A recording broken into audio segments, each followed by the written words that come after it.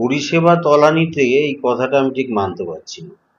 কারণ পরিষেবা এই ইনফ্রাস্ট্রাকচারে আমাদের এখানে যতটা দেওয়া সম্ভব ততটা কিন্তু রেগুলারই দিয়ে যাচ্ছে। রেগুলার আমাদের angiography, angioplasty, pacemaker, temporary pacemaker, এগুলো সবই হয় রেগুলার বেসিসে। হয়তো হাইলাইটেড হয় না, কিন্তু রিসেন্টলি এত চাপ পড়ে যাচ্ছিল। চাপটা পড়ার একটা কারণ হলো মেইনলি এইমস থেকে প্রচুর পরিমাণে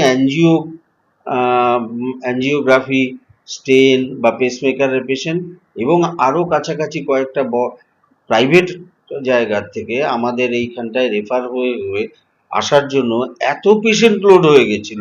লাস্টে আমি চন্দনকে বললাম কি করা যায়।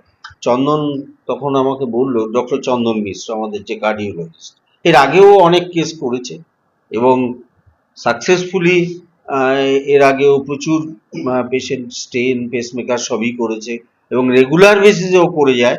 এবার যখন দেখা গেল যে একটা বিরাট ক্রাইসিস হচ্ছে, বাইরের এত চাপ, এত চাপ, সেটা সামাল দিতে গেলে একটাই উপায় আছে, একটা স্পেশাল ড্রাইভ নেওয়া।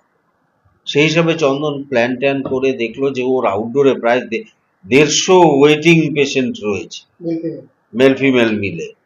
তখন ও বললো, দাদা এখন তো আর উপায় নেই, এখন আমাদের একটাই উপায় আছে, একটা স্পেশাল ড্রাইভ নিয়ে এই এটাকে ওভারকাম করা।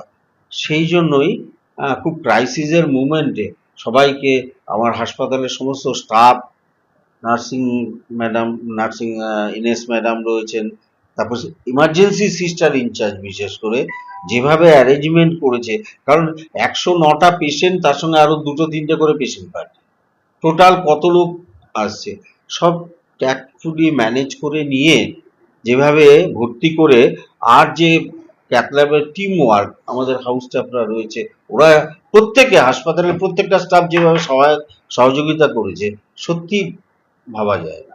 কারণ এটা একটা সর্বকালের রেকর্ড আমাদের গান্ধী হাসপাতালের তথা মানে ওয়েস্ট বেঙ্গলের উপর।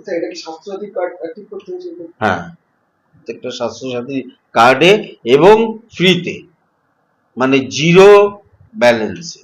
বাইরে স্টেন করতে গেলে প্রায় 20-25 হাজার টাকা ব্যয় হবে এনজিওতে, 15 থেকে 25টা মেডিকেলে।